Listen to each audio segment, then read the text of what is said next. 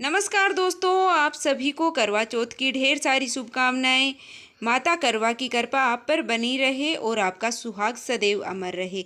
तो आज की वीडियो में मैं आपको करवा चौथ माता की व्रत कथा सुनाने वाली हूं। तो आप सभी कथा को लास्ट तक सुनिएगा, क्योंकि कथा को अधूरा छोड़ने से पाप लगता है। तो चलिए शुरुआत करते हैं और कथा को सुनते हैं। एक बार एक गांव में एक साहूकार रहता था। साहूकार के 7 बेटे और एक बेटी थी। साहूकार की बेटी अपने भाइयों की बहुत ही लाडली बहन थी। आज तक भाई बहन साथ ही खाना खाते थे। तब तक भाई खाना नहीं खाते थे कि जब तक उसकी बहन नहीं खाती थी। तो एक दिन करवा चौथ का व्रत आया। चौथ का दिन था तो साहूकार की बेटी ने करवा चौथ का व्रत कर लिया। उसके भाई दोपहर में घर पे खाना खाने आई। खाना की थाली लगा करके बहन के पास ले गए और बोले कि आओ बहन, खाना खा लें।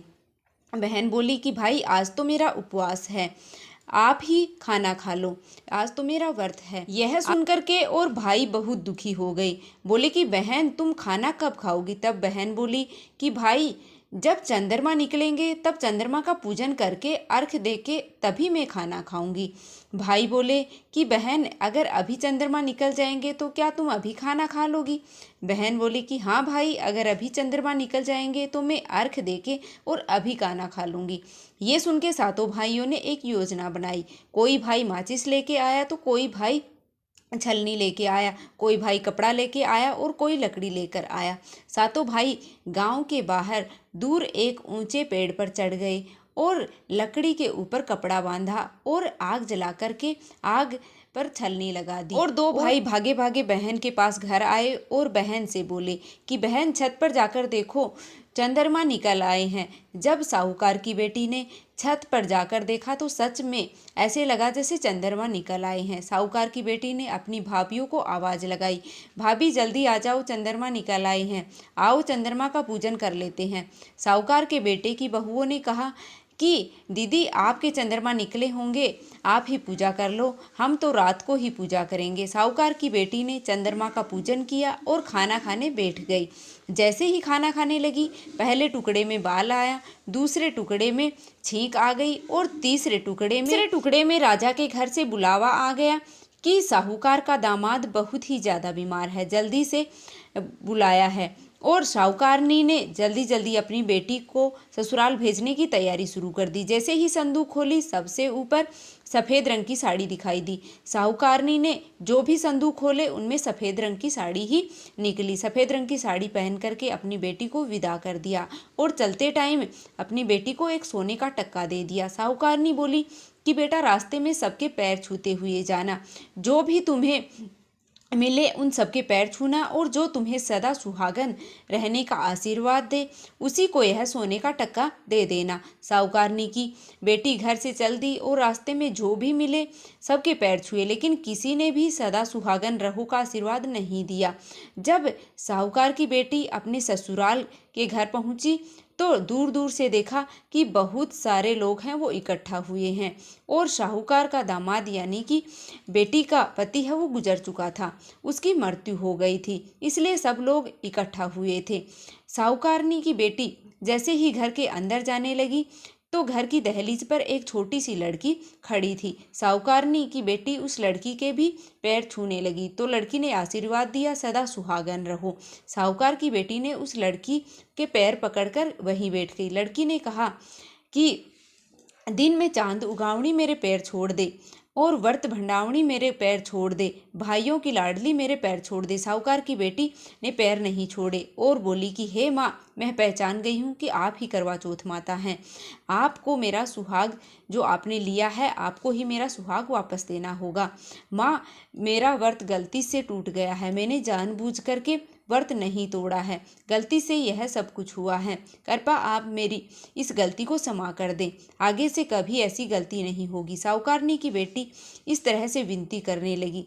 साहूकार की बेटी की विनती सुनकर के और चौथ माता का दिल पसीज गया और करवा चौथ माता अंदर आ गई और अपनी अंगुली से छींटे मारे और उसके पति पर गिराए। उसकी अंगुली से मेहंदी निकाली, मांग में से सिंदूर निकाले और हाथ में जल लेकर के और उसके पति पर छींटे मारे। और जैसे ही छींटे मारे और वह साहूकार का बेटा है वो दामाद है वो उठ करके जीवित हो गया। सब लोग यह देख करके आश्चर्यचकित हो गए। तब की बेटी ने बताया कि करवा चौथ माता ने उसके पति को जीवन दान प्रदान किया है। जो भी महिलाएं करवा चौथ व्रत के दिन विधिवत करवा चौथ माता का पूजन व्रत करती हैं, उन्हें अटल सुहाग की प्राप्ति होती है। इस तरह से करवा चौथ माता ने उसके पति को जीवन दान दे दिया। हे करवा चौथ माता, जैसे आपने साहूकार की बेटी के साथ पहले किया वैसा किसी के साथ मत करना, और जैसा बाद में किया वैसा सबके साथ करना। इस कहानी को कहने वाले, सुनने वाले और हुंकारा भरने वाले सब पर अपनी कृपा दृष्टि बनाए रखना और सबकी सभी मनोकामना पूर्ण करना। यह थी करवा चौथ माता की व्रत कथा। अब हम विनायक जी की कहानी सुनते हैं, यानी कि गणेश जी की कहानी सुनेंगे। गणेश जी की कथा अब हम शुरू करते हैं। एक बार एक गांव में एक बुढ़िया रहती थी।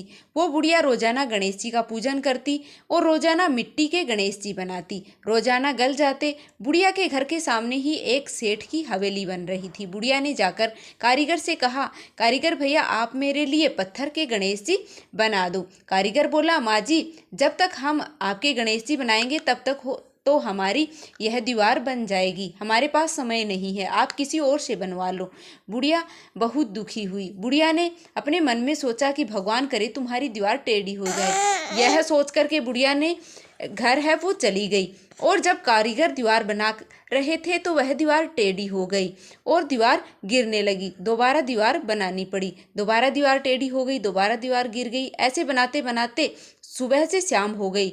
शाम को सेठ जी घर आए और उन्होंने कहा कि आज कोई भी काम नहीं किया। तो कारीगर बोले, सेठ जी काम तो बहुत कर रहे थे, लेकिन जैसे ही दीवार बनाते हैं दीवार टेढ़ी हो जाती है और दीवार गिरने लगती है। फिर कारीगर ने बुढ़िया के आने की सारी बात सेठ जी को बताई। सेठ जी ने कहा कि मुझे बुढ़िया के पास लेके चलो। कारीगर सेठ जी को बुढ़िया के पास ले गए और बुढ़िया के पास आकर सेठ जी ने कहा कि बुढ़िया माई, हम आपके पत्थर के नहीं सोने के गणेश जी बनवा देंगे, आप हमारी दीवार सीधी करवा दो। गणेश जी तो सारी बात सुन रहे थे। गणेश जी सुनते ही तुरंत दीवार सीधी कर दी। सेठ जी ने भी बुढ़िया माई को सोने की गणेश जी बनवा दिए। हे गणेश जी महाराज, जैसे आपने सेठ जी की दीवार सीधी की वैसे ही सबके काम सीधे करना, और जैसे आपने बुढ़िया माई की मनोकामना पूर्ण की वैसे ही सबकी मनोकामनाएं पूरी करना। तो यह थी गणेश जी महाराज की कथा।